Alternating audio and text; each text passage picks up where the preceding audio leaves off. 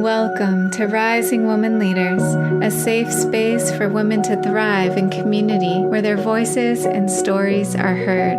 We're a sisterhood supporting each other to live our dreams and embody the sacred feminine to restore balance on our planet. Join us each week as we return to the unconditional love and guidance of our heart and our womb. I'm your host, Meredith Ram, and I invite you to walk this path of beauty, devotion, and service with us.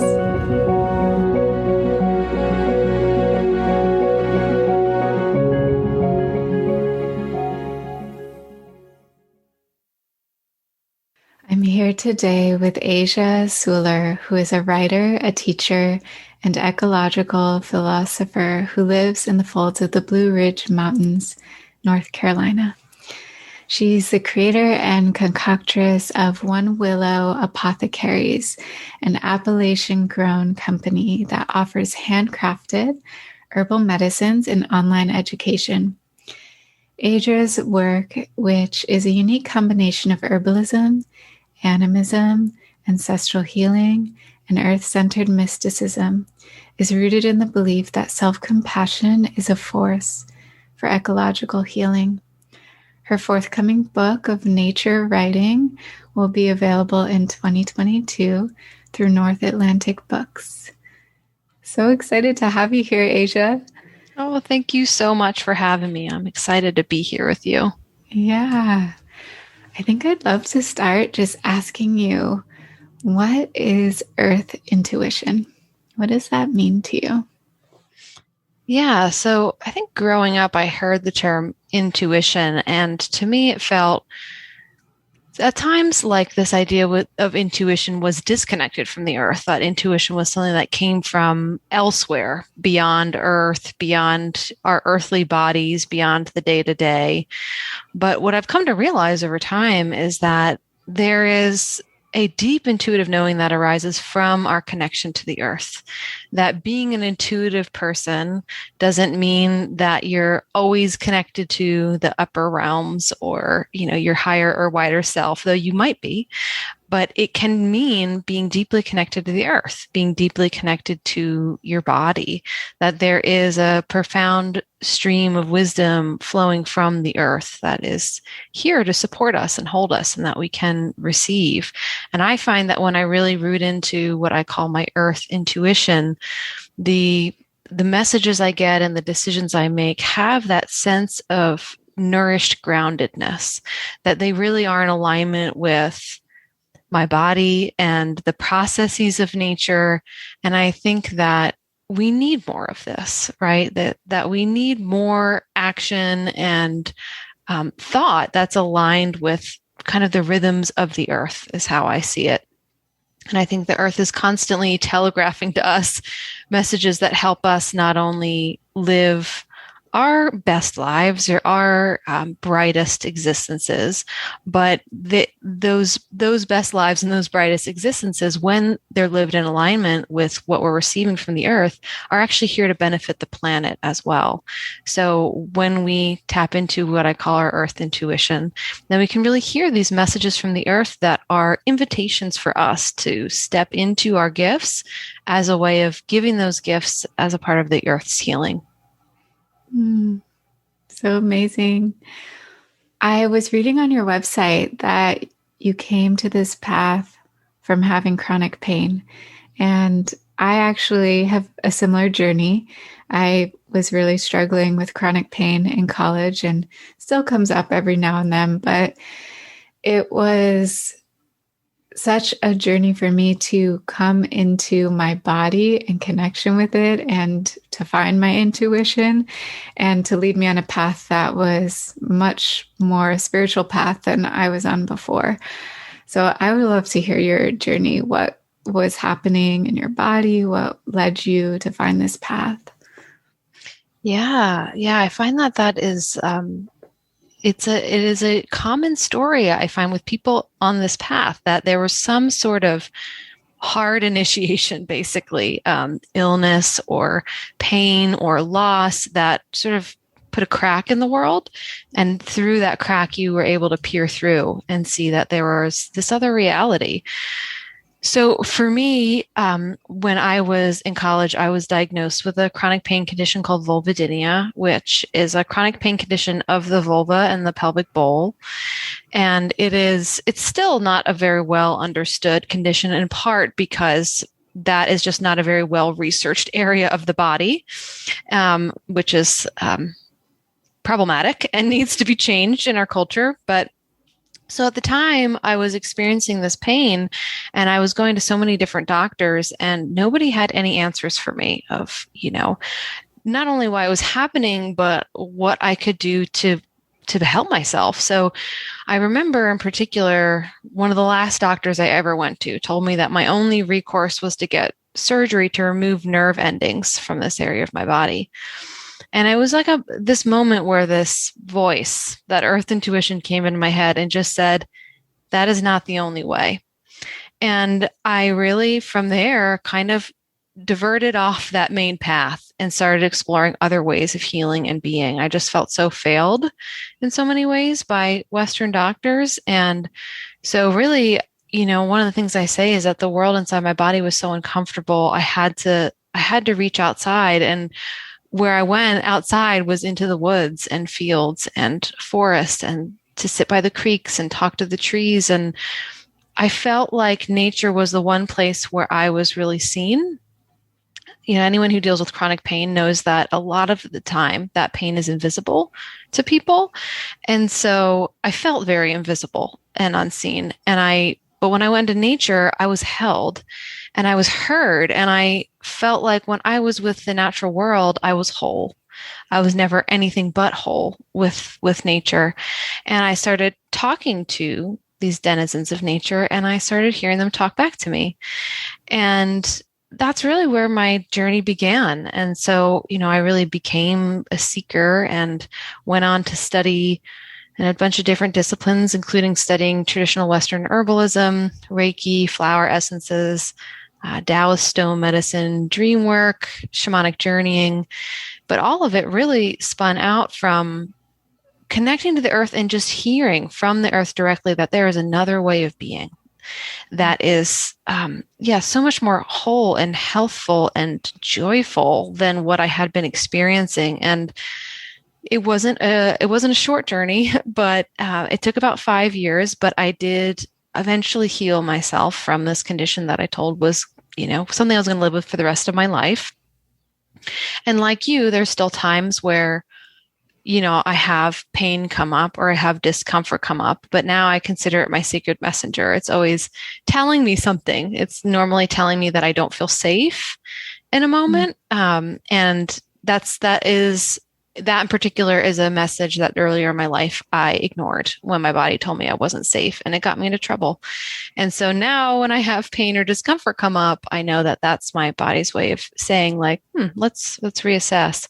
But in comparison to, where I was, I mean, it basically was a full recovery, which was pretty much miraculous. And so I really credit this connection with the natural world and the sentience and spirit that lives there as the driving force behind my healing. I love that you started hearing answers like from nature, communicating, and then listening. Because I feel like I've been on that path, especially the last year, of like just starting to really open that connection. And I mentioned to you before we started recording that I was on Kauai, and that was really a time of forming deep connection with the land and working a lot with bringing offerings and connecting in that way. And I had this dream last night, and two things. So I started going out a lot more into nature, like ending my days early, being out in nature, hiking, going in the ocean, setting up a pattern and a rhythm in my life that was like much more connected. So now that I'm back in California right now, my partner and I are really trying to keep that up. And we're trying, okay, where can we explore? So yesterday we went to the Russian River, which is close to where we live. And I love doing like cold plunges and just submerging into water. And I went on a walk my partner laid down by the river, and I went on a walk by myself before we went in. And I saw all this mugwort, like literally forests of mugwort. I've never seen so much mugwort. And I only knew what it was because a year ago, my neighbor was an herbalist, and she planted mugwort and told me what it was and how it was, you could use it in dreams. And I'd love to ask you more about it, actually. And so I like connected with the plant. I really felt the spirit of this mugwort, and I asked, like, can I take some leaves? And I want to show Michael, and and it smelled amazing. And brought it back, and was just like offering it to the river and connecting in that way. This that I had learned in Kauai. And I had this dream last night, and the mugwort came to me. And it was with me and like speaking to me. And I was just woke up in the middle of the night, like, whoa, that's new. And I'm excited to reconnect with it because we have some here on this property. And the other thing that happened in my dream was I was visiting Kauai again, and I came up to the ocean, and I was like, wow, I had just arrived after being away for a period of time. And I was saying hello to the ocean and to the water. And I stuck my hand out, and like this wave just came, and like I was like, are you happy I'm here, or do you want me here? And the wave just like responded to me. So that was magical, just to feel like that dream connection. And I woke up feeling that that sentience, like that beingness of that land. Like that's actually a relationship I have to that island that I just spent that time. And it's so deep and profound, and something that I didn't even think of before. And now also just that communication with the plant. So love to hear any thoughts you have on this opening. Yeah. Yeah. The earth is alive, and the landscape is alive, and the plants are alive. And we've always known this on a certain level, even those of us growing up in Western culture where we're told that there's a difference between the animate and inanimate world. We've always known deep inside of ourselves that is a false distinction. And when we reconnect to the earth deeply, that distinction just starts to fall away. And we realize that we've been missing deeply this primary relationship to the land, that in a lot of ways that, the earth it's our parent, our caretaker. It is the deep connection that many of us long for and feel that we've been missing our whole lives. And so when we start to reconnect, even if that's not our intention, but maybe we're spending more time outside and it just happens naturally, we start to reconnect, and that gateway just floods open, because it's like the whole of the living world is inviting us back into the flow. It's inviting us back into the family. And so, I'm not surprised that you had this big opening of developing a deep connection with this landscape, and then you start having these plants talk to you. You start having the mugwort talk to you. This is often what happens. And I call plants a gateway drug, because they're really often, they are a gateway into these deeper realms of connection with the more than human world, of our intuition, of the deep sentience of the earth. Plants are angels. The original term meaning of angels being messenger. So plants bring us messages, and they bring us personal messages. They bring us messages of healing if we're working with other people, messages of healing for the earth.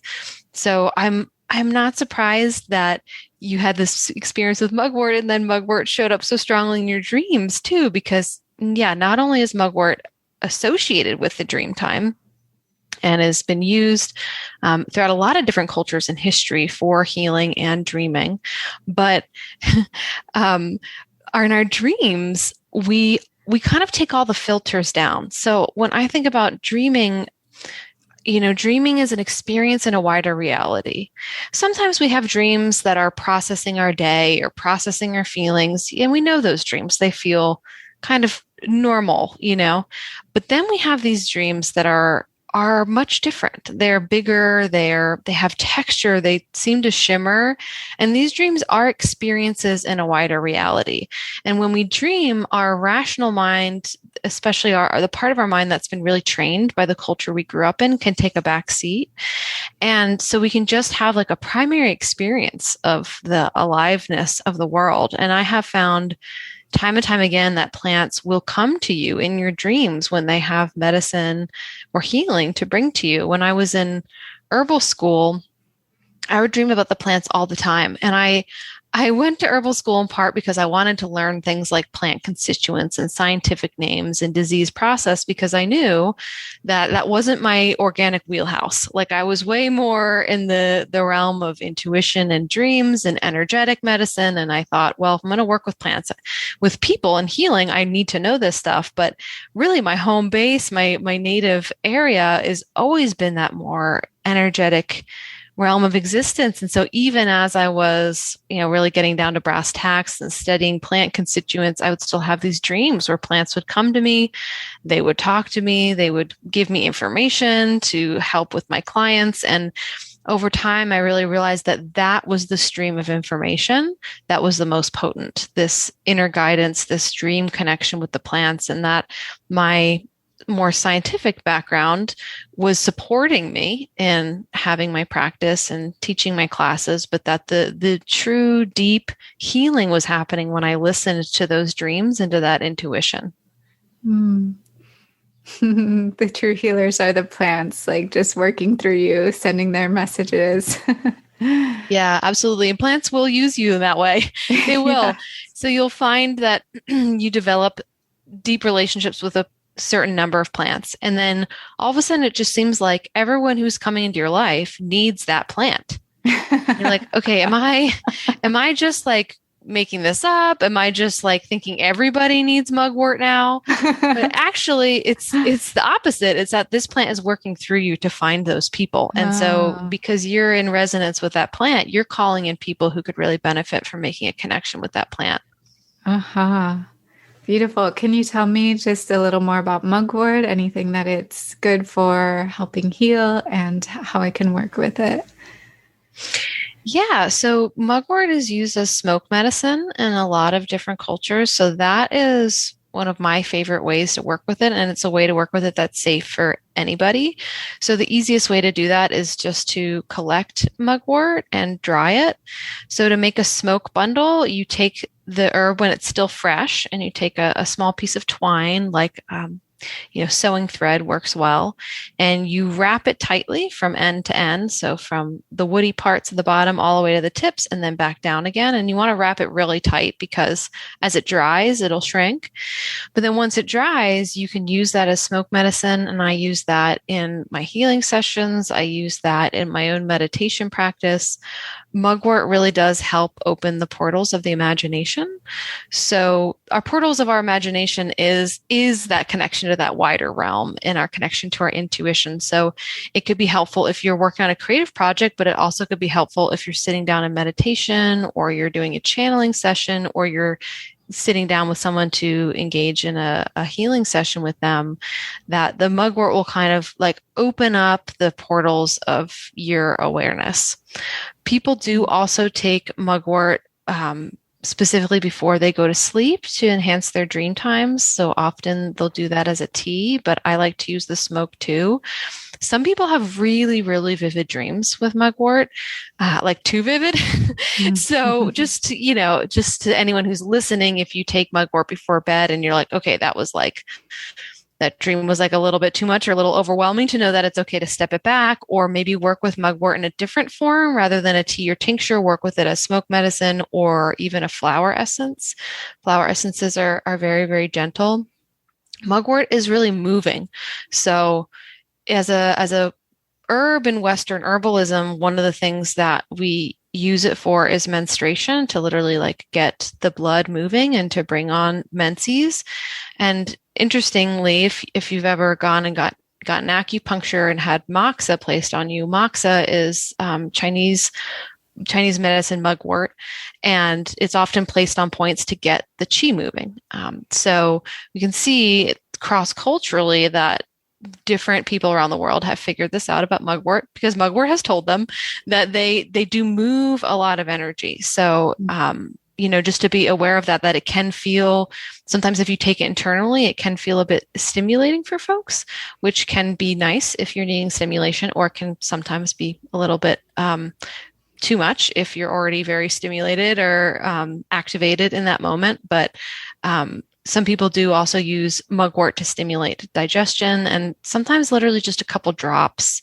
If you're using a tincture, can work magic with what you're trying to do. And I always recommend starting with either a vibrational remedy or low dose of whatever you're working with, because everybody's bodies are really different, and some people are really sensitive, and the dosages that you might find in like a Western medical manual might be a little bit too much for some people. So starting in the more subtle realm, which includes literally just sitting with the plant and, like you were mentioning, smelling the plant's aroma where it's growing, that in of itself can really bring medicine.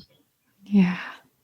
Yeah. Is there a specific plant that you've been working with or that's been helping you or coming to you lately?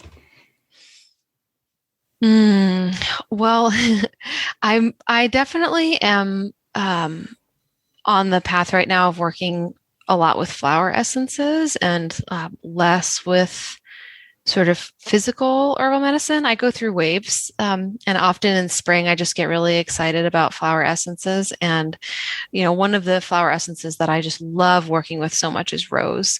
And we have our wild rose here. It's a non-native rose, but it's called multiflora rose. It's blooming on the hillsides right now, and it just rained, and so the scent of this rose has released into the air, and it's just absolute heaven. But what I love the most about rose, as a physical medicine or a flower essence, but it carries this energy of the softness and the protected opening, because roses are both these like incredible, luscious, unfolding beings, and they have thorns, right? So roses are good medicine for sensitive people because it helps us to learn how to be open in the world with good boundaries. So sometimes we can go either direction, right? That we're too open and there's almost no boundaries. It's like the wind's always blowing through us. Or we've had experiences in life that have made us be very boundaried, like we're all thorns, and therefore it's preventing us from really opening. So rose flower essence helps those with sensitive hearts develop like really healthy boundaries that actually help you to bloom, that help you feel safe enough to have that space to open. So I love working with rose as a physical medicine or a flower essence for sensitive people. It's also very cooling and soothing and anti-inflammatory. So it's one of the herbs that I'll add to things like a salve when I make salve, or if I do like yoni steams, I'll add it to the steam. It does have a very traditional association with what I'd call like the feminine heart. And there's a reason why the rose has been like associated with the goddess for a very long time, and why the rose then ended up being associated with the Virgin Mary, because it has this deep connection to like the feminine earth energies. And I think a lot of sensitive people are naturally very in tune with that. And we live at a time and in a culture where we're coming out of a long era in the Western world of not being connected to that feminine energies, and those feminine energies even being oppressed and silenced and demonized. And so for those who feel naturally connected to that, rose can really help strengthen that connection and strengthen your self-belief and your feelings of safety in connecting to that. I'm so glad you talked about the rose, because that's definitely a plant that I've been working with. And a lot of the women that I feel connected to, like clients or people, probably even people who listen to this podcast, also often feel that similar resonance of the feminine heart and wanting to connect in that way. So there were several rose bushes that I had planted here on this property before going away to Kauai. And that was one of the things that was so joyful coming back, of just like, they have grown so much, and seeing them blossom again and have that relationship that is always evolving. Yeah, amazing. I'd love to ask you about self-compassion and your journey with that, because especially I've lately been reading and doing some of the work around releasing these stories related to chronic pain that I've had. And I've been listening to this podcast, actually. It's related to this app called Curable. And the podcast is called Like Mind, Like Body. And just recently was listening about all about self-compassion, and that this is often a really important on that healing journey, and often an antidote to perfectionism. It's like when we hold ourselves to really high standards and then we don't hit the mark every time, and like learning to give ourselves compassion, because we can think, oh, that person deserves compassion and that person deserves compassion, but not me. And so learning to heal that and to find that within ourselves. I'd love to hear your journey. Yeah, my journey has very much been a journey of learning self-compassion. I think if you had asked me, 10 years ago, if I loved myself, I would have said, yes, of course. But I don't think I really knew what that meant. And I am still uncovering layers of really understanding what that means to love and have compassion for yourself. And I think starting with self-compassion is essential for any healing practice. On a spiritual level, this makes sense, right? We intuitively understand that if we can't have compassion for ourselves as beings, how are we going to be open to the flow of energy and healing that wants to move through us? But we also now are having people talk about this on a very physical level inside of our bodies. So there's a book by the physician Gabor Mate called When the Body Says No. And he talks about how very literally when we are not living in our truth, basically by saying yes to things that we want to say no to and living in self-judgment, that it literally causes a cascade of stress hormones inside of our body. And those stress hormones are linked to a whole bunch of different kinds of chronic illnesses and conditions. So now we're really starting to understand and see that this is not just an idea in the spiritual or emotional realm. This is very physical inside of our bodies, that self-compassion is essential for healing. And that when we don't have compassion for ourselves, this causes stress on many different levels and layers of our bodies. So I really see the crisis that we're in as a world right now in many ways as a crisis of self-compassion. That in our culture, we don't have a lot of modeling for true self-compassion. We have modeling for narcissism, and we have modeling for endless giving and self-sacrifice, but we don't have much modeling in between. And I think that especially if you're a sensitive person growing up in Western culture, then you probably inherited a belief that to be self-focused was self-centered, and that to be of service to the world was to basically be self-sacrificing. And so I think naturally we kind of develop these self-judgments because we live in a culture that's steeped in self-judgments. I mean, from a very young age, you're kind of taught really to judge yourself, even if you have had lovely caretakers or parents. Still, the waters that we swim in, the shows that we watch, the messaging that we get through magazines, I mean, all of it, right, is about judging yourself and comparing yourself to others. So it's really deep and important work to engage in this work of self-compassion. And the thing is that the earth is trying to teach us this all the time. And if you go out into the natural world and just spend time with the trees or sit by a creek, you will naturally start to feel this sense of self-compassion. You will naturally start to feel this sense that I am no different than this boulder or this pine tree. And why would I ever compare this boulder to this pine tree? I would never compare those two. And why would I ever think that this earth loves this pine tree more than this boulder? It doesn't, right? So we are equally as beloved as every being in nature. And the earth deeply wants us to know this, because the fact that we've been divorced from this belonging and from our sense of being loved by the world has caused us to do some pretty crazy things and act out in crazy ways, just like children who aren't sure of the way in which they're loved by their caretakers. It can cause problems and dysfunction. And that's exactly what's happened in the human world. So coming home to our belonging in nature and the love that this earth has for us naturally will help refill our wells of self-compassion. And we can start to see that our journey is entirely natural, that everything that we've been through, including our journey of self-judgment, is part of the healing process that we're moving through. And I think we are right now, those of us who are born on this earth are here for a reason. And one of those reasons is to transform and release intergenerational trauma. The trauma that's come down to us through our family lines has come down to us through history.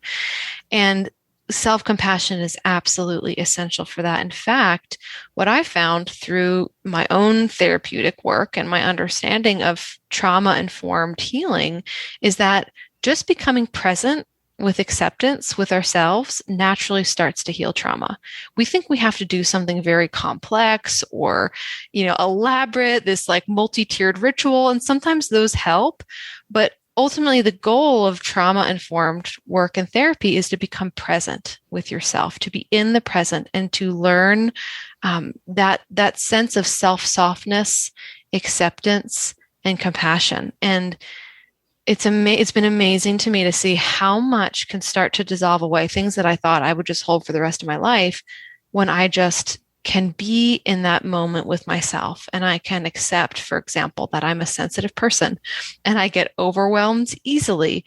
And that what I might perceive as shortcomings or failures is just my nervous system becoming short-circuited and no longer being able to function in the way that it was functioning before. And that self-awareness can lead to self-acceptance, which ultimately guides us to that place of self-compassion. And my book, which will be coming out next year, is a lot about how the natural world acts as a mirror, showing us ourselves so we can understand ourselves. And through that understanding, we come home to this place of self-acceptance and self-compassion. Because ultimately, and what the center of this book, the heart of this book, is the idea that self-compassion itself is a force of ecological healing. And I believe this deeply. I see that the people who are making the biggest changes in the world, not only physically with policy change, but in our culture and inside the way we think as humans, they are people who are deeply self-compassionate. And because they have that compassion for themselves, their messages come through and they're able to even deeper hear what they're receiving from the planet. So I truly believe that when we have compassion for ourselves, that is when we access the fullness of our gifts. And those gifts, we came in specifically to help this planet at this time. We came in with those gifts at this time for that particular reason. And so when we have compassion, it opens the gateways for those gifts to just really translate through us. Hmm. Would you be able to give an example of something that maybe in the past you would be hard on yourself or beat yourself up in some way, and then how you approach that now? Like, what are the thought processes of, oh, I have this tool called self-compassion, and what does that actually look like in an example for you? Yeah, so this might be an example that's pertinent for other people right now as things start to open up after the COVID lockdowns. But I have had more social engagements in the past few weeks than I've had in the past year. And in the past, when I would get overwhelmed at social gatherings and feel really, the word I use now is dysregulated. In the past, I might have said, I got weird or shy or awkward, but now I say I get dysregulated. In the past I would have really judged myself and been like, everybody else is having fun. Everybody else is handling this just fine. Why are you struggling so much? Why can't you be, more charismatic in this moment or more open? Why are you being so awkward? But I've really learned over the years that I just have a very sensitive nervous system. I am what you call a highly sensitive person. I imagine a lot of people who are listening to this right now are as well. Mhm. And the truth about being a highly sensitive person that I've learned about myself is that with a sensitive nervous system, you just get overwhelmed by sensory inputs that aren't overwhelming to other people. And Yes. part of that is because your brain takes in more details than perhaps other brains do. So you're taking in every detail. You're taking what people are wearing, what they're saying, how they smell, how people are interacting with each other. I mean, all of it. You're taking in all those details, and it's a lot for the brain and the body and the nervous system to process. So, just last night I was at a gathering of friends, and I recognized this happening inside of myself that I'm like, I can't follow the thread of this conversation right now. I feel like I'm trying to compose my face to look like I'm interested, but I like on the inside feel like I literally need to go lay down in a dark room and, just becoming aware of it and being able to say to myself, you know what? It's okay. Nothing is wrong with you. The sensitivity of your nervous system is what makes you the thinker and the writer and the healer that you are. You wouldn't be able to do what you do without that. And my therapist likes to say that sensitivity is a gift. It's like a Stradivarius violin. Like you wouldn't just throw around a Stradivarius. You have to take really good care of it. And so you have to take really good care of your body and your nervous system in that way. So I told myself, you're feeling very overwhelmed now, but when we get home, we're not going to go into the self-judgment loop that only exhausts you more. I mean, that's part of the problem is you get exhausted and overwhelmed, and then the self-judgment comes in. And that is the thing that is the most painful because, the reality is, pain is pain. Overwhelm is overwhelm. But what causes suffering is our thoughts about it. So I would say to myself, I'm overwhelmed. Just call a spade a spade. You are overwhelmed. And because you're overwhelmed, you can't follow the thread of this conversation. So, go outside. I went outside and stood in the rain for a little bit.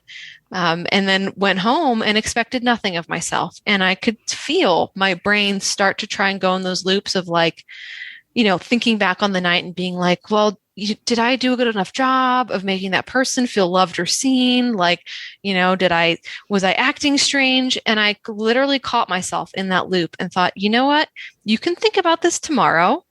If it's still pertinent, then for now, let's just think about concentrating on breathing. I did some breath work, some deep breathing practices. I got in the shower and let the water run over me. And I became present, like we were talking about. I just was like, I'm just going to focus on the sensations in my body right now and become really present. And as often happens, I woke up this morning and I'm like, I don't need to think about that. I actually don't need to think about that now, and overthink all those reactions. But it was a reaction to being overwhelmed to go into that self-judgment. So that's one example. And I have a feeling that other people are going to resonate with that, especially as we start to open back up and be more social now, that if you are a sensitive person and you get overwhelmed in those ways, to just really take a step back and have some compassion for yourself, because your sensitivity it's a profound instrument. It's a tool. It's an amazing gift, and it just needs more care.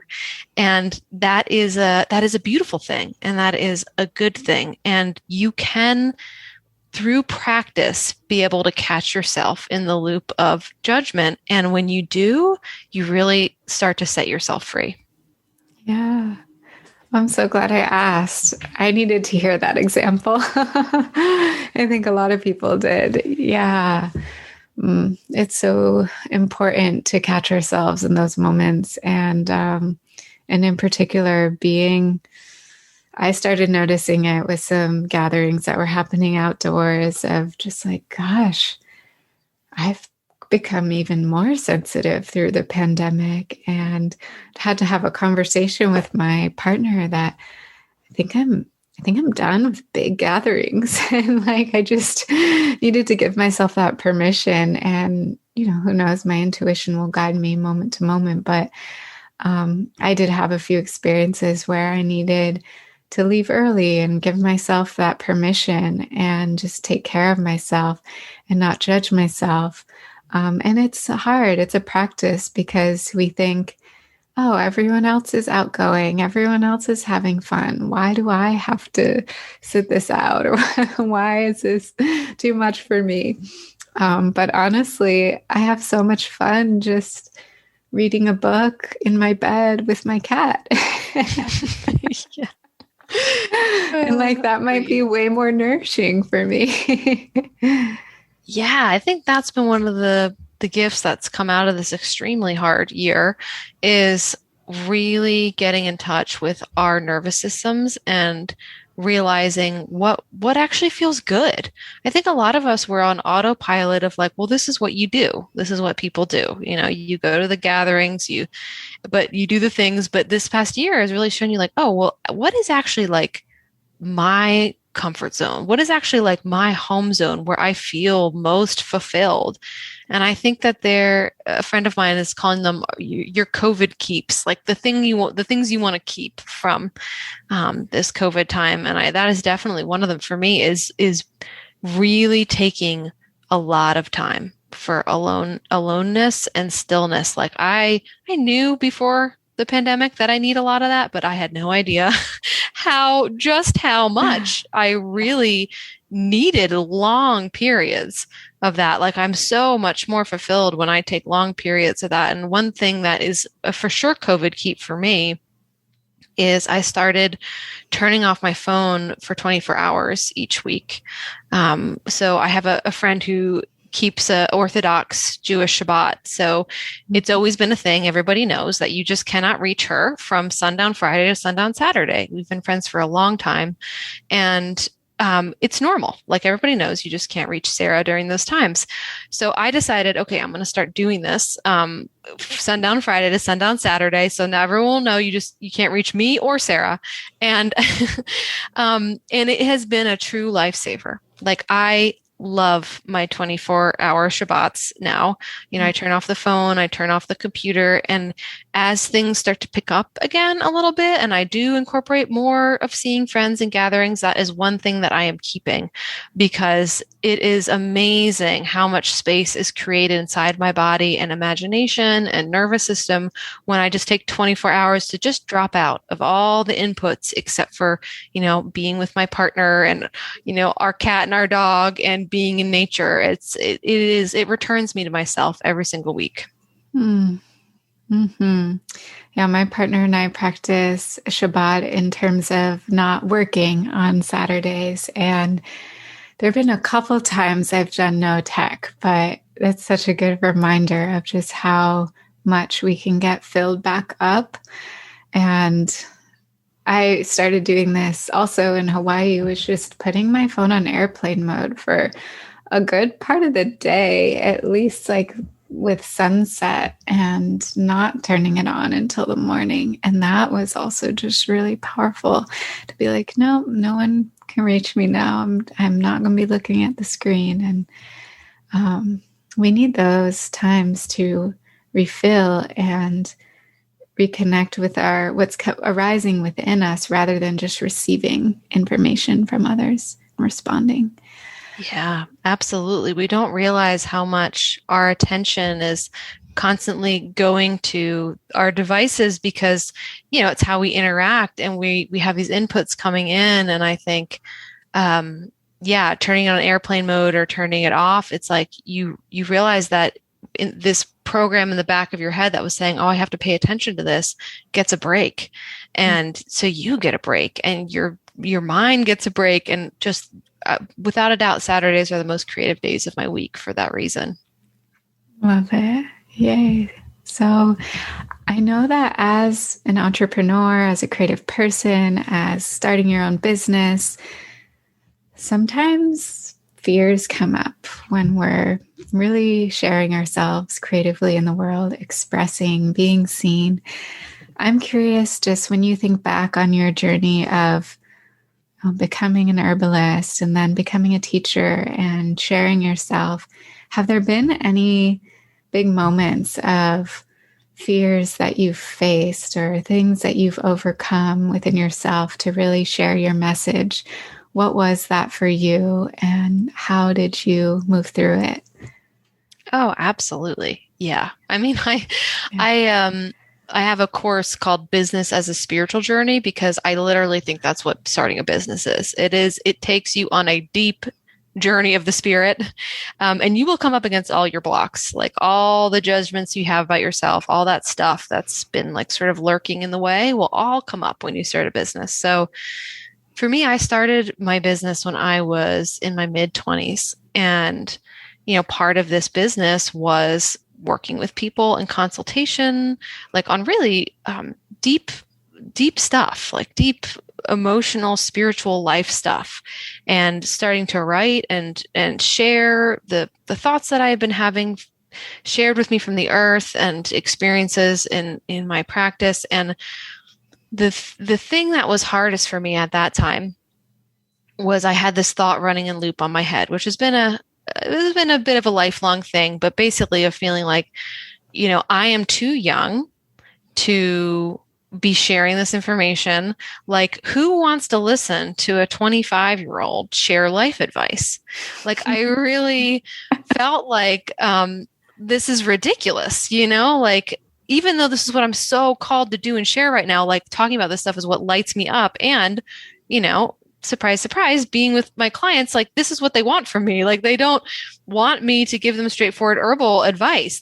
They're coming for a much deeper purpose, but it was really hard for me to like feel worthy of that. I'm like, I feel like you got to be like 80 years old to step into like basically being like a wisdom keeper and someone who's like, passing on this advice. But I realized, and I realized in part through a dream that I had once where I was in this big auditorium full of women. And there were these three dolls. There was the maiden, the mother, and the crone. And I knew that the crone doll was me. Like in the dream, I was like, that is my doll.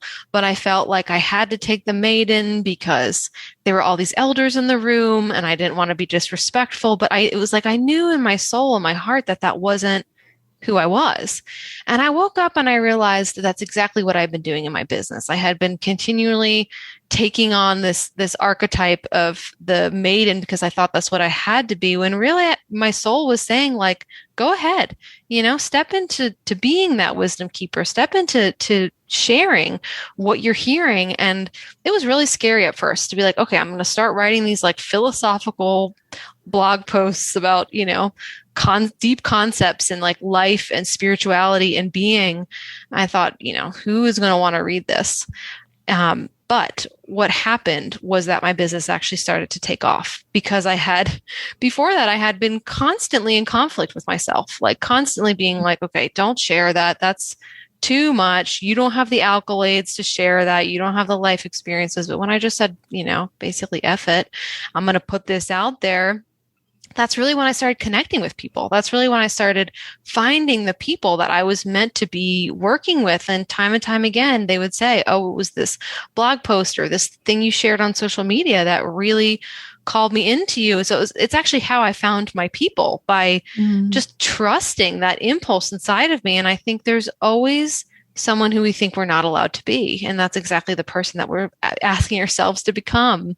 So having a business will bring you up close and personal with those fears over and over again. And that one in particular had been a lifelong one for me. I always have had a thing since I was a kid of feeling like, I wanted to be older than I was.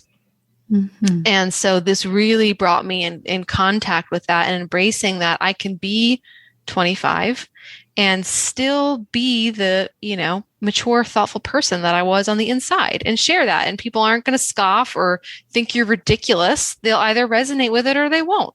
And so that really is where my business got its start, honestly, is being willing to embrace that. And there's been many blocks since then and many fears that I've had to face and work with and ultimately dissolve. But that one always stands out because I see it as that was the gatekeeper to actually beginning what ended up being my business. And I think often we meet these gatekeepers when we start on our business path, and they're actually here to help us. Mm-hmm. I love that it came to you in that dream with the crone. And I can totally relate. I think I started my coaching practice when I was 25, 26. And it was funny because in the beginning, every single one of my clients was older than me. Some of them even in their 50s. And it was just such a like, who am I to be this person for these people? And also as a yoga teacher, and a lot of my students were just much older. And here I was bringing spiritual wisdom. Who am I to do this? But just, yeah, just honoring it, because we've probably walked this earth many times. We are not just calling upon this present life wisdom. Our soul carries these imprints from probably many lifetimes. And that has helped me to just be like, okay, just go for it. Just be here to help and put all of that aside. Yeah, absolutely. And the proof is in the pudding, right? Like you share it and people resonate. That's Yeah. all that matters, you know, and that's often what ends up happening with self-judgment is that then we hold back and we don't share our gifts. Yeah. And when we are willing to accept ourselves, that's when we let the gifts come forth. And that's when amazing things happen. Like we just would never expect the kind of whatever it is, like success, you know, abundance, connection, meaning that comes through, and just the sharing of our gifts, being brave enough to be willing to share our gifts. Yes. And there's something within that I've been thinking about with ego. And there's something different between just owning that you have these beautiful gifts to share, because ego is on both sides. It's both the self judgment, who are you to even think that you have anything important to share? And then there's the other side of ego, which most of us connotate with it of, oh, they have a big ego, you know, more of that narcissism. And there's something different, which is just standing in the greatness that we are, because we all are. We all have that greatness. And putting the ego aside, both sides of it, the one that wants to judge us and hold us back, and the one that wants to have like a big ego, and just saying, no, I'm just going to share this. I know I have something important to give. Yeah. Yeah. I want to hear about your book writing journey and anything that you want to share about what that's been like, what your book is about, when it's coming out, all of that. Sure. Yeah. So I started writing this book a long time ago, probably like 5 or 6 years ago. I describe it like waking up every morning with a cat on your chest, like being like, time to wake up, time to do this.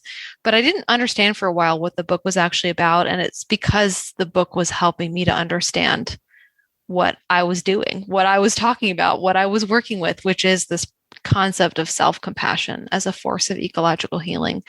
So probably about 3 years ago, I had a light bulb moment where I understood that center thesis of the book, and I understood all these pieces of writing that I had been working with, that's what connected them all. And so the book itself it's a series of essays, and each essay looks at a process in the natural world, be it a plant or a stone or a kind of ecological process, to see and understand how that process mirrors back to us, how natural our own journey is, and how, therefore, like how deeply natural we are and how much we belong. So the book is really like kind of like an afternoon of forest bathing for the soul, to help you come home to this place of self-acceptance and self-compassion through your belonging in the natural world. So there's a lot of different stories in there, from, you know, my journey of healing and my starting of my business. I talk about different camping trips that I've been on, you know, paddling trips down the wild springs of Florida, hiking into the mountains here, growing a garden in Brooklyn. So it's really like also a collection of a lot of powerful and meaningful turning points in my life are woven into these stories, and the realizations that I have had along the way of coming to this place of self-acceptance. So the book is written for fellow empaths and highly sensitive people, to go on that journey, because I truly believe and have seen over and over and over again that when we come home to self-compassion, that's when we give our gifts to the world, and that this earth is really asking us to go on that journey, because we are at such a powerful turning point on this planet, and all of our gifts are so deeply needed. So the book, I I finished the book at the end of last year, and was lucky enough that North Atlantic Books was interested in publishing it. So we are going through the editing process right now. And as of this moment, the book is slated to be out next summer, 2022. So this is my first book, my first published book. And so it's definitely, I'm learning a lot about the publishing process and just how long the process actually is. Like from the time I started to the time the book will come out, it will have been 7 years. Some people move through it much quicker than that. But it's kind of beautiful to think now that I've been going through this process, it's given me such a deep appreciation for like every book that I read, because now I really understand like how much love, how much time, how much energy goes into each one of these books. Like I see them on my shelf now and they're like these like glowing, living, vibrating entities. And I'm like, oh my gosh, how lucky are we that we can have these books, And I mean, I'm a big bibliophile. I absolutely love books and reading. And, I just have, such a even deeper, profound appreciation now for books and authorship after what I've learned on this journey. So hopefully I'll have more details, including like a set date for the book's release later this year. But that's where I'm at so far in the process. Yeah, it's such a journey. What do you have a working title for the book? I do. I'm hesitant to share it because it is still in process. So, and the publishing company hasn't decided yet on the title. So I might just keep that, for now, in case it does change. Yeah. But, to know that, the general sort of idea is this concept of, there being affirmations from the living world, that the living world is sending us these affirmations of our essential goodness. Yes. I published a memoir in 2017, and it's called Just Be. It was about my travels through India. And for me too, it was a 7-year journey from idea to publication. And I started writing it in the beginning time of when the idea came. And then it was just like, oh my God, this is way too hard. Like put it on the shelf. And a couple years passed, and eventually this really strong intuitive guidance. And I think there was some dream guidance too. That was like, the universe is tapping you on the shoulder and asking you to do this. And I committed, not knowing how, not knowing what was going to happen. And just started telling my community, okay, I'm ready for support. I'm doing this. And that's when resources and connections and writing coaches and editors and all of it started coming in to make it possible. And my title actually changed from what I thought it was going to be to when I actually worked with a publisher. So I'm really happy with the end result. But it was definitely a journey of like total letting go and just being willing to surrender to this creation that was bigger than me. It's like letting go into that. And how I wanted to come out. Definitely. I feel like we are channels for our books, and they're just sort of moving through us, and we are birthing them, midwiving them into the world. Yeah. Is there anything else you'd like to share of just what you're excited about in your business, what's coming up, how people can find you, all of that? Yeah, absolutely.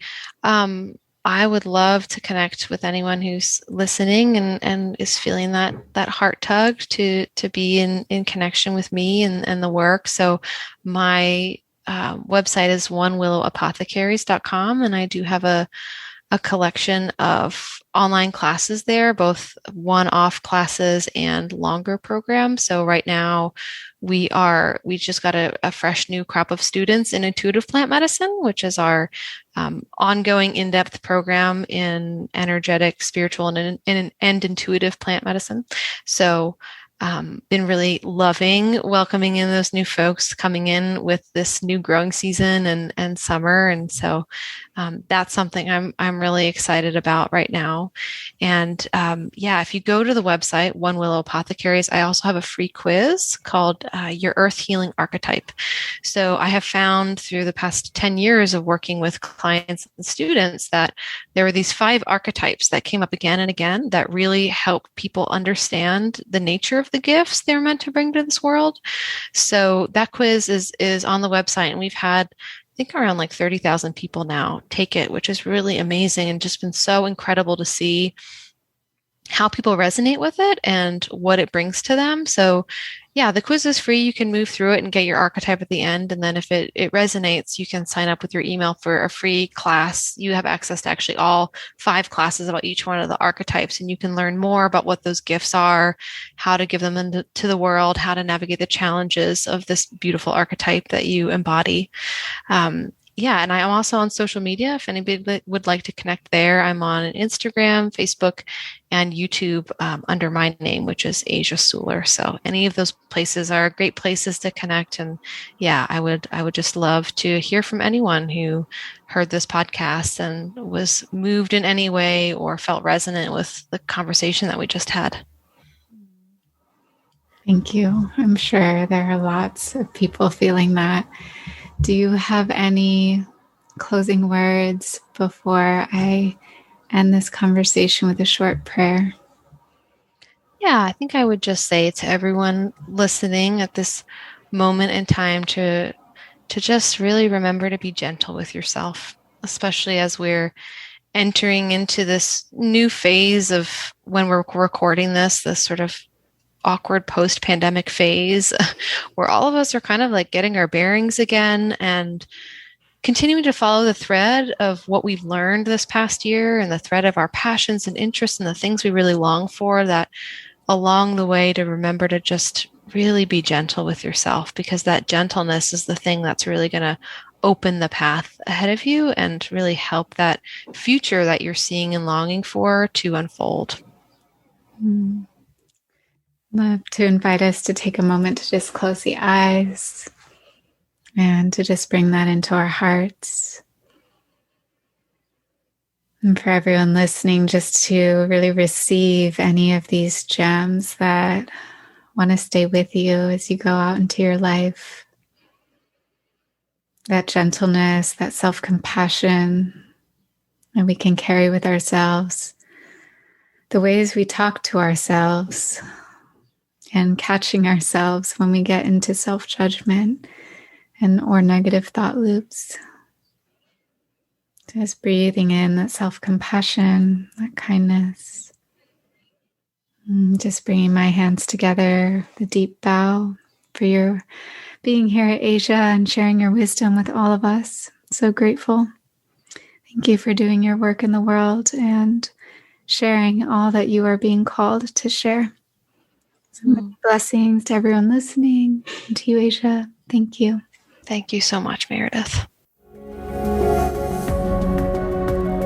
Thanks so much for taking the time to listen to our show today. We would love to hear what you think. Take a moment to hop on over to iTunes and leave us a review. We'd be so grateful to receive it. Until next time, namaste.